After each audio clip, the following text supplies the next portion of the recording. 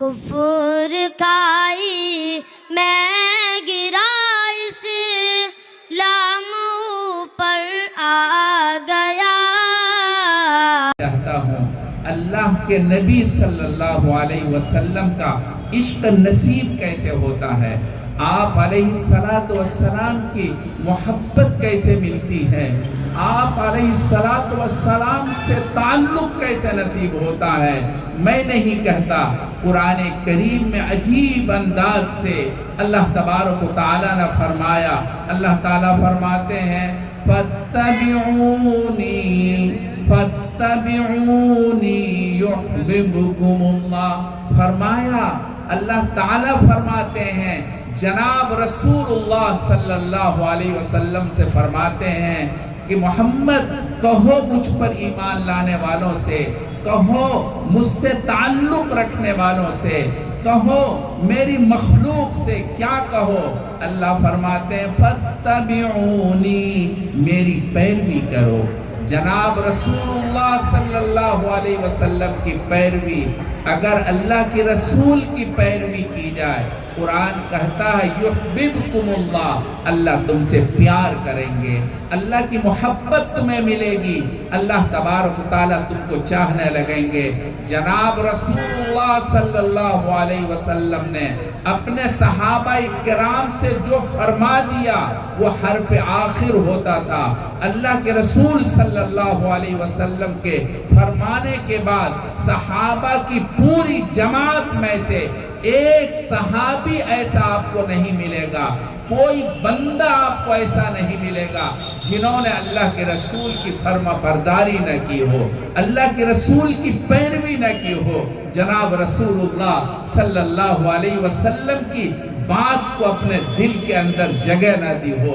دوستو، اللہ تبارک و تعالیٰ کا حکم ہوتا ہے جناب رسول اللہ صلی اللہ علیہ وسلم کو مدینے کی طرف ہجرت کرو. صحابہ کرام رضوان اللہ تعالی علیہ مجمعین سے جناب رسول اللہ صلی اللہ علیہ وسلم نے فرمایا کہ چھوڑو مکے کو اور چلو مدینے کی طرف. دوستو، صحابہ کرام کی جماعت میں سے ایک صحابی ایسا نہیں ہے جنہوں نے مکے کو پکڑا ہو.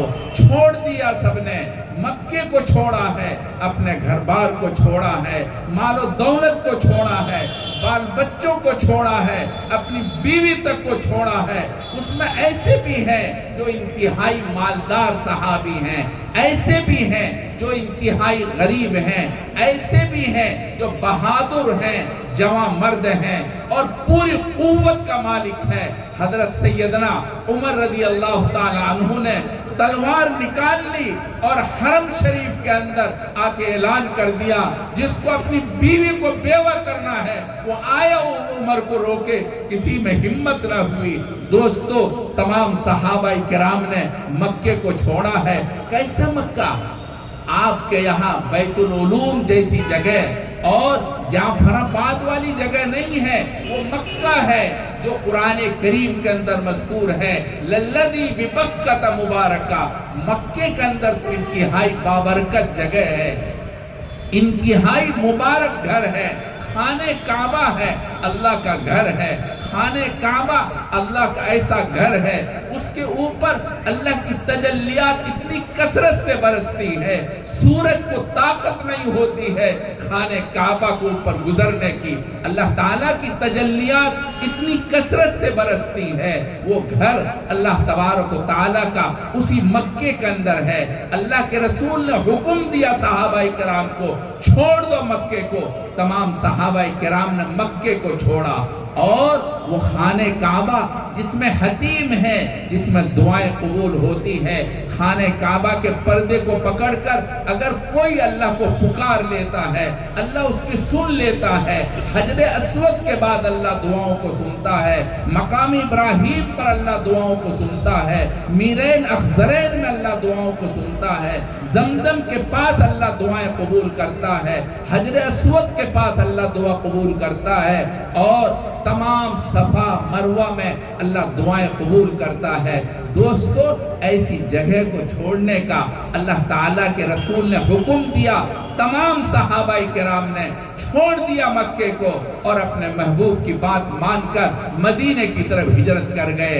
حافظ ابن کثیر، حافظ عماد الدین رحمت اللہ علیہ نے فرمایا ہے، صحابہ کرام کو اسی پیروی کے نتیجے میں اللہ کی محبت نصیب ہوئی ہے، اللہ کا پیار ملا ہے۔ قرآن کریم میں اللہ تعالیٰ نے جا بجا صحابہ کرام سے اپنی محبت کا اعلان کیا ہے، رضی اللہ عنہم ورضوا عنہ والسابقون الاولون من المہاجرین والانصار والذین اتبعوہم باحسان رضی اللہ عنہم ورضوا عنہ۔ اللہ تعالیٰ صحابہ کرام سے راضی ہیں، اللہ خوش ہیں۔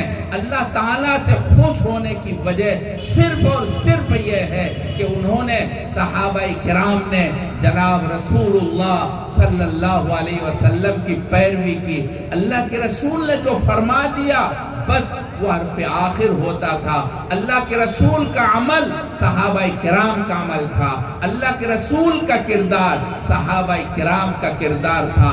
آج ہمارا کردار اپنے محبوب سے ہٹا ہوا ہے، ہمارے اعمال افعال اللہ کے رسول سے ہٹے ہوئے ہیں، پھر ہم یہ چاہتے ہیں اللہ کی محبت ہمیں نصیب ہو، اللہ تعالیٰ کی طرف سے سکون نصیب ہو، اللہ کی رضا نصیب ہو۔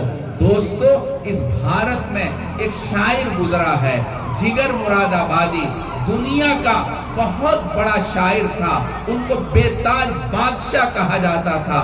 ایسا شاعر تھا، اس کے بغیر مشاعرہ ناکام سمجھا جاتا تھا، پوری دنیا میں ہندوستان کے ادب کی نمائندگی کرتا تھا، مگر اللہ کی اس نعمت کے بعد عجیب دنیا ہے، ہمارا مزاج عجیب ہے، اللہ جتنا نوازتا ہے ہم اتنا ہی اللہ تعالیٰ کے نافرمان ہوتے ہیں۔ جگر مراد آبادی اللہ تبارک و تعالیٰ کا ایسا بندہ جس کو اللہ نے ادب سے بے انتہا نوازا تھا۔ شعر ان کے گھر کی لونڈی تھی، جب چاہتا شعر کہہ ڈالتا اور جیسا چاہتا شعر کہتا تھا، پوری دنیا میں نمائندگی کرتا تھا، مگر اللہ کا نافرمان اتنا تھا، پیتا تھا، شرابی تھا، کبابی تھا، اتنا پیتا تھا، مشاعرے میں پی کر کے مدہوش ہو جاتا تھا، اس کو ٹانگ کر کے اسٹیج پر لایا جاتا، پھر وہ شعر پڑھا کرتا تھا۔ 1934 میں اجمیر شریف کے اندر نعتیہ مشاعرہ کا پروگرام ہوا، وہاں یہ بحث چھڑی کہ جگر صاحب کو دعوت دی جائے یا نہ دی جائے۔ کچھ لوگوں نے کہا وہ کس منہ سے اپنے محبوب کی شان میں نعت پڑھے گا، وہ تو بے ادبی کرنے والا، گستاخی کرنے والا اور نافرمان شرابی ہے۔ لیکن کچھ لوگوں نے کہا ارے وہ مشاعرہ کیسا جس میں جگر جیسا شریک نہ ہو۔ خیر، یہ لوگ غالب آ گئے، طے ہوا کہ جگر صاحب کو مدعو کیا جائے اور ان کو لکھا گیا کہ آپ کو اس مشاعرے کے اندر نعت پڑھنی ہے۔ دوستو، یہ اللہ کا بندہ اتنا بڑا شاعر تھا، مگر آج تک انہوں نے اللہ کے رسول کی شان میں ایک مصرع نہیں کہا تھا۔ 1934 تک اس نے کوئی مصرع نعت کا نہیں کہا ہے۔ جب اس کے پاس مشاعرے کا دعوت نامہ پہنچا، بڑا خوش ہوا اور اس نے سوچا میں بھی اپنے محبوب کی شان میں نعت لکھوں گا، نعت پڑھوں گا، میں بھی اپنے محبوب کی شان میں اپنا نام لکھاؤں گا۔ اس کے بعد دوستو غور سے سنو، اللہ کے رسول کی سنت کی خلاف ورزی کرنے والوں، غور سے سنو، جب وہ نعت لکھنے بیٹھا، پوری رات گزر گئی، ایک مصرع نہیں کہہ پایا، پوری رات گزر گئی، اور ایک رات نہیں، ایک ہفتے تک روزانہ پوری رات کوشش کرتا، مگر ایک مصرع نہیں لکھ پایا۔ جب ایک ہفتہ گزر گیا، ان کو محسوس ہوا اصل تو اپنے محبوب کی سنت کا گستاخ ہے، اللہ کے رسول صلی اللہ علیہ وسلم کی سنت کی نافرمانی کرنے والا ہے، تجھے اپنے محبوب کی شان میں نعت پڑھنے کا، لکھنے کا کیسے تمہیں तौफीक मिल सकती है।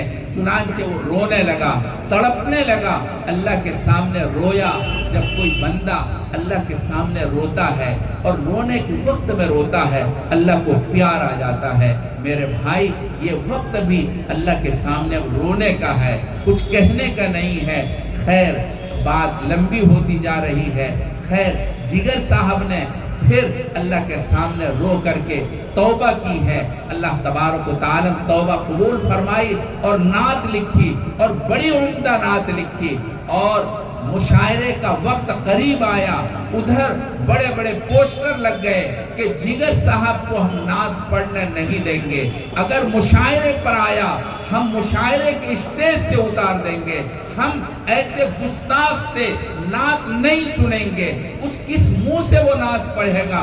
जिस मुंह से शराब पीता है, हम हरगिज नहीं सुनेंगे। लेकिन मुशायरे के मुंतजिमीन ने उनके पास लिख भेजा कि आप 3 दिन पहले आ जाए, हम आपकी हिफाजत करेंगे, और जब मुशायरा शबाब पर आएगा, हम मुशायरे में आपको लाएंगे।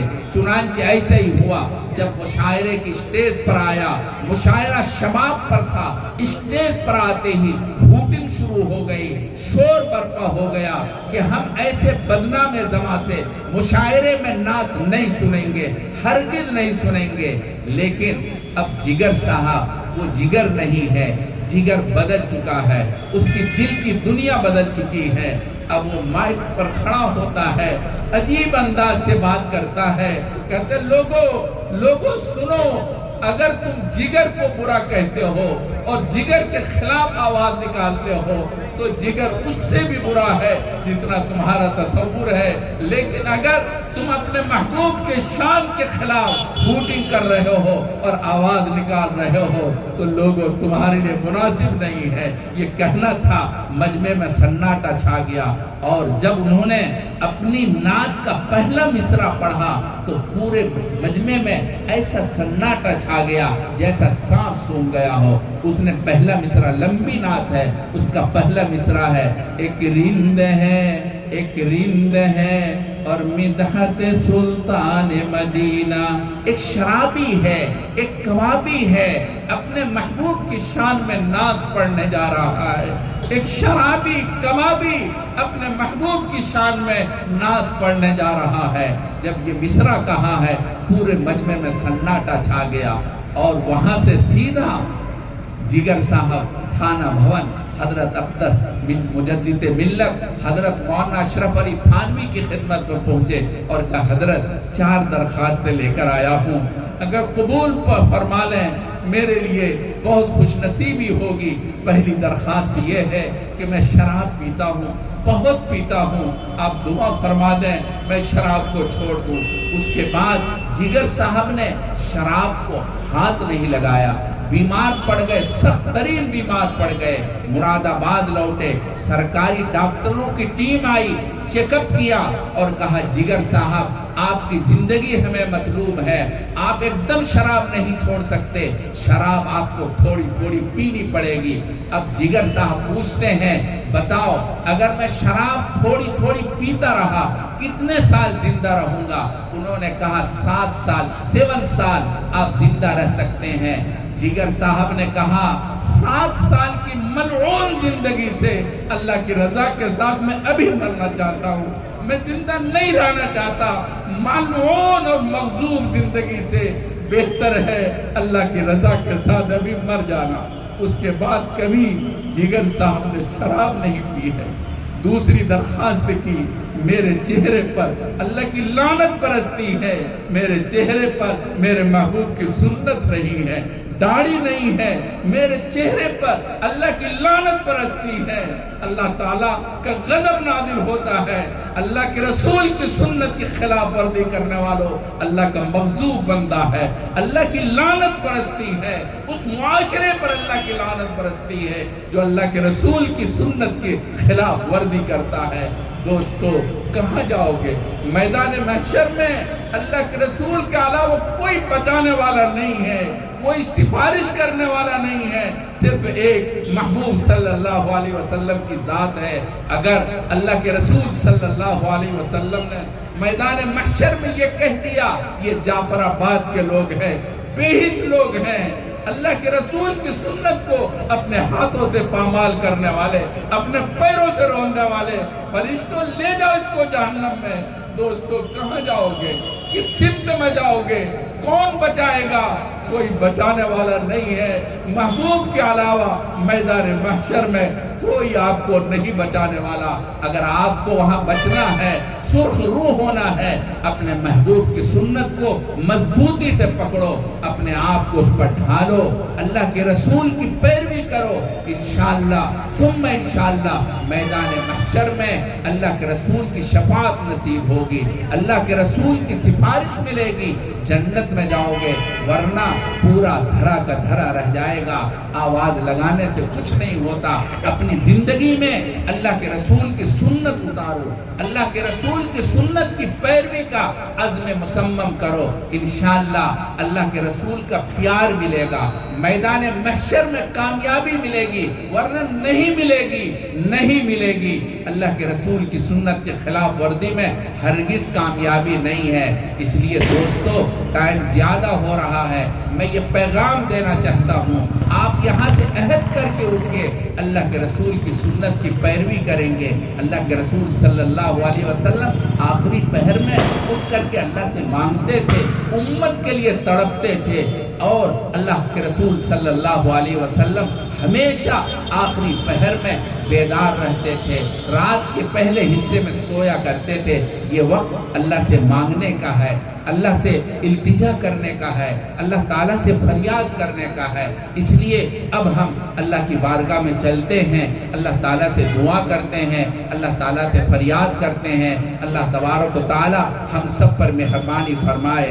وآخر دعوانا ان الحمدللہ رب العالمین۔ بے دعا کرنی ہے، آداب دعا بیٹھ جائیں، جو حضرات کھڑے ہیں بیٹھ جائیں۔ دیکھو اللہ کی بارگاہ میں ہمیں چلنا ہے، اس لیے بیٹھ جائیں، بیٹھ کر کے دعا کریں گے، اور بیٹھ کر کے اپنی گردن نیچے جھکا